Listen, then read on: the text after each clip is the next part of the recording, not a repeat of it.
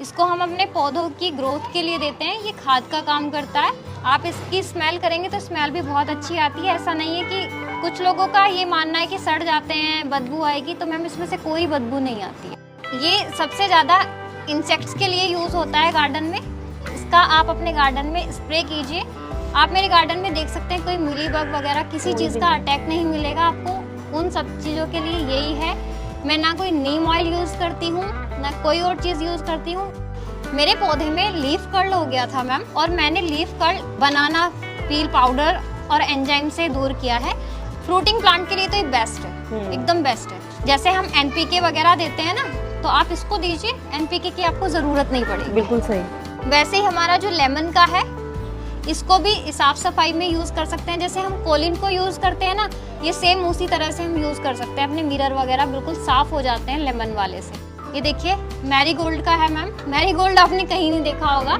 जितने भी हमारे घर में पूजा वाले फूल होते हैं, मैं उनको वेस्ट नहीं करती हूँ, या तो कंपोस्ट बिन में डाल देती हूँ उनको, या फिर इस तरह से बायो एंजाइम रेडी करती हूँ। जैसे हम केमिकल का यूज़ करते हैं तो उससे क्या होता है, हमारी बटरफ्लाइज को नुकसान पहुँचता है, बीज को नुकसान पहुँचता है, वो आते नहीं है पॉलिनेटर्स। तो इसका हम अगर यूज़ करते हैं तो आपके पॉलिनेटर तो आएंगे, साथ ही आपके इंसेक्ट्स चले जाएंगे। तो आप उसमें इसको यूज़ कर सकते हैं।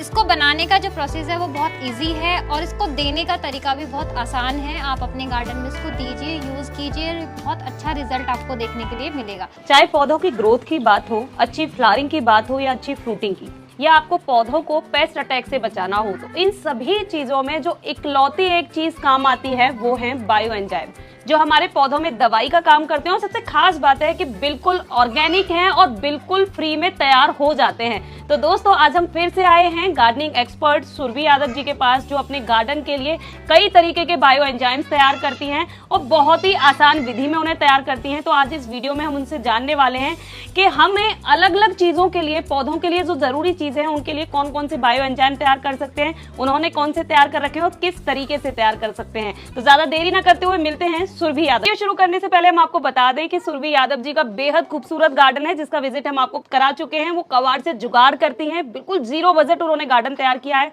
और इसके साथ ही उन्होंने हमें बनाकर दिखाया था जीवामृत, यानी पौधों के लिए अमृत का काम करने वाली ऐसी ठंडी खाद जो 50 डिग्री टेम्परेचर में भी आपके पौधों को बिल्कुल हरा भरा रख सकती है। तो इस वीडियो में हम आपसे चाहते हैं कि आप अपने पौधों के लिए कौन कौन से बायो एंजाइम तैयार करती हैं वो दिखाइए, और बनाकर हमें सिखाइए भी कि कैसे हम अपने लिए तैयार कर सकते हैं। देखिए मैम, बायो एंजाइम मेरे गार्डन में बहुत यूज़ होता है। मैं इसको बहुत यूज़ करती हूँ। इसको बनाने का जो प्रोसेस है वो बहुत इजी है, और इसको देने का तरीका भी बहुत आसान है। आप अपने गार्डन में इसको दीजिए, यूज़ कीजिए, बहुत अच्छा रिजल्ट आपको देखने के लिए मिलेगा। ये आप देख सकते हैं, मैंने काफ़ी सारे बायो एंजाइम बनाए हैं जो कि सब अलग अलग हैं, और सबका काम भी अलग अलग है। तो ये बायो एंजाइम मैं अपने पौधों को देती हूँ। इनको आप डायरेक्ट दे भी सकते हो और स्प्रे भी कर सकते हो। दो तरह से अपने पौधों को आप दे सकते हो। तो मैं मोस्टली इन्हीं चीज़ों का यूज़ करती हूँ। आपके पास कौन कौन से बायो एंजाइम है? मैम, मेरे पास वेजिटेबल का है, मिक्स वेजिटेबल है। मैं सभी पे डेट और जिस चीज़ से वो बनाया है वो मेंशन करती हूँ। देखिए मैम, ये ऑरेंज का है। इसको हम अपने पौधों की ग्रोथ के लिए देते हैं, ये खाद का काम करता है। इसको एक ढक्कन लीजिए 1 लीटर पानी में, और अपने पौधे को आप आराम से दे सकते हैं, या फिर आप इसका स्प्रे भी कर सकते हैं। ठीक है। आप इसकी स्मेल करेंगे तो स्मेल भी बहुत अच्छी आती है। ऐसा नहीं है कि कुछ लोगों का ये मानना है कि सड़ जाते हैं, बदबू आएगी, तो मैम इसमें से कोई बदबू नहीं आती है, बल्कि उसकी फ्रेग्रेंस आती है निकल के। जैसे आप देख सकते हैं, ये हमारा गार्लिक और चिली का है। ये सबसे ज़्यादा इंसेक्ट्स के लिए यूज़ होता है गार्डन में। इसका आप अपने गार्डन में स्प्रे कीजिए। आप मेरे गार्डन में देख सकते हैं कोई मिलीबग वगैरह किसी चीज़ का अटैक नहीं मिलेगा आपको। उन सब चीज़ों के लिए यही है। मैं ना कोई नीम ऑयल यूज़ करती हूँ, ना कोई और चीज़ यूज़ करती हूँ। वैसे आप नीम ऑयल यूज़ कीजिए, किसी बाहर से केमिकल का यूज़ मत कीजिए, वरना आप इस तरह से बायो एंजाइम बनाइए, और आप इसको अपने घर की सफाई में भी यूज़ कर सकते हैं। वैसे ही हमारा जो लेमन का है, इसको भी साफ़ सफाई में यूज़ कर सकते हैं। जैसे हम कोलिन को यूज़ करते हैं ना, ये सेम उसी तरह से हम यूज़ कर सकते हैं। अपने मिरर वगैरह बिल्कुल साफ़ हो जाते हैं लेमन वाले से। वही हमारा गार्लिक वाले का काम है, वो इसका आप देख सकते हैं। बहुत अच्छी इसमें से लेमन की खुशबू भी आ रही है, और ये मेरा बन के बिल्कुल रेडी है।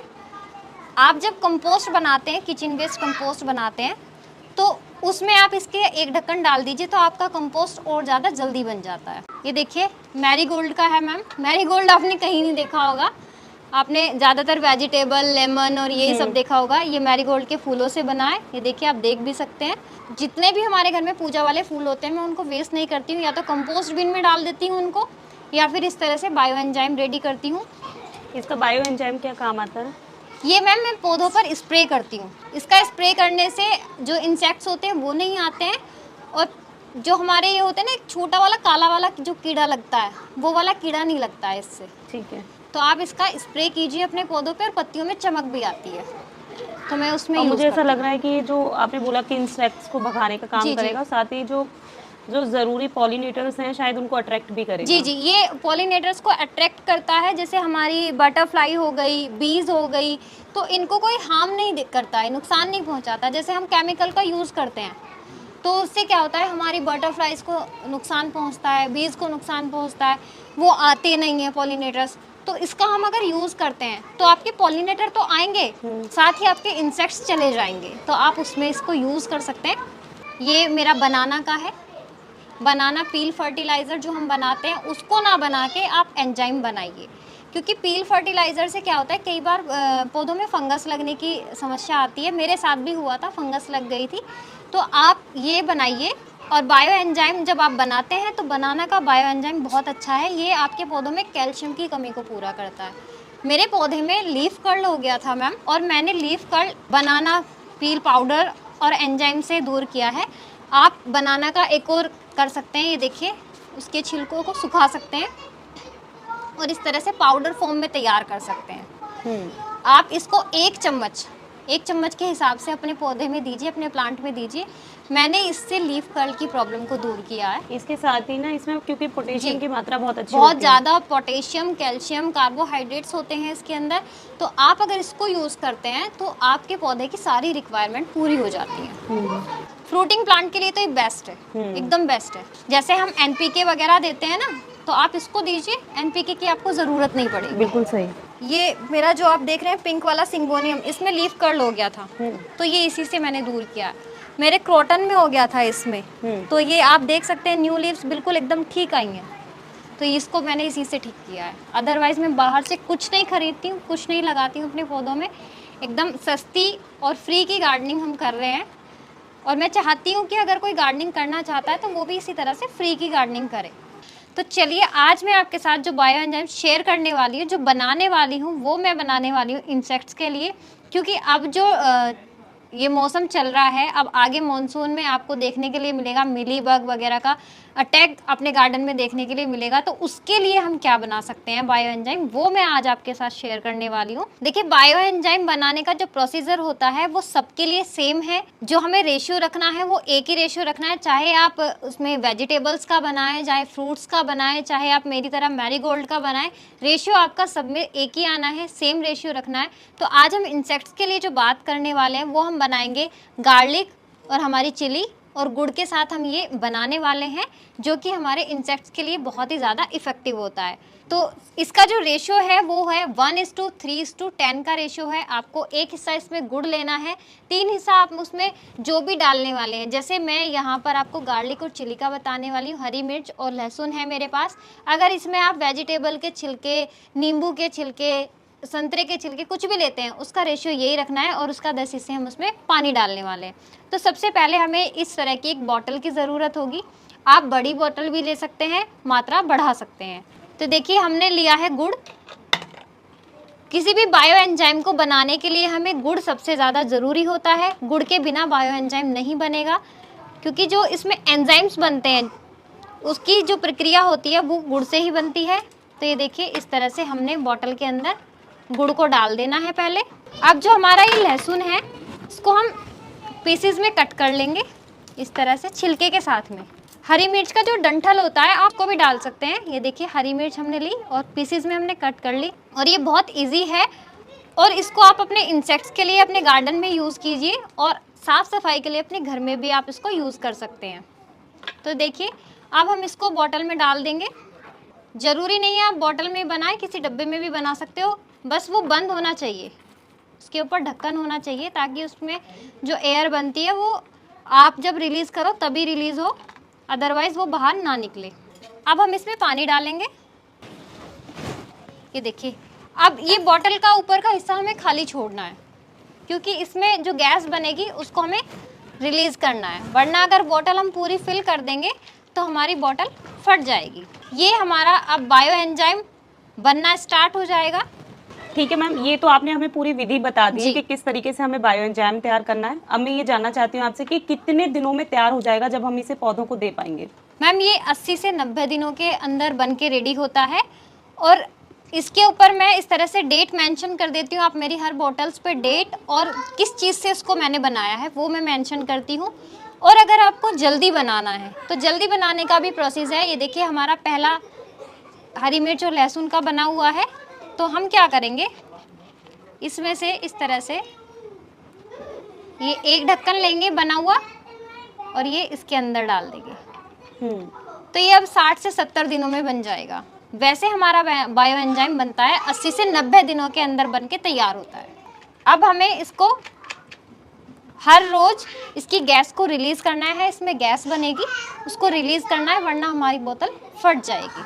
जैसे आपने ये तो बता दिया हमें कि 80 से 90 दिन में तैयार हो जाता है, वैसे भी हम कैसे ये जान सकते हैं कि ये बिल्कुल तैयार है? अब दोनों बॉटल्स एक ही चीज़ की हैं। इसमें जब तक ये नहीं बनेंगे, ये हमारी हरी मिर्च और लहसुन के टुकड़े पानी में ऊपर तैरते रहेंगे। जब ये बनना स्टार्ट हो जाएगा या बन जाएगा तो ये नीचे बैठ जाएंगे इस तरह से, और इस पानी में ये डिज़ोल्व होना स्टार्ट हो जाएंगे। काफ़ी हद तक ये डिज़ोल्व हो चुके हैं, देख सकते हैं आप।